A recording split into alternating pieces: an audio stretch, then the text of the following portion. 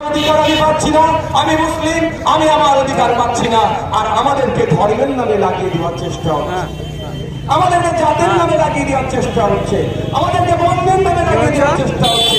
এ হতে দেওয়া যাবে না। আমি বলি আমার যে স্বাভাবিক অধিকার আছে সেটা আমাকে বুঝিয়ে দেওয়া হোক। আমি আদিবাসী,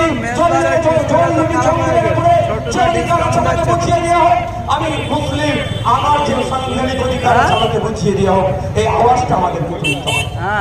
বন্ধুগণ যারা উপস্থিত হয়েছেন, আপনারা জানেন, অনেকে জানেন, অনেকে জানেন না, আপনাদের কাছে জানিয়ে রাখি একটা এমপির কাজ কি একটু জানবেন ভাই?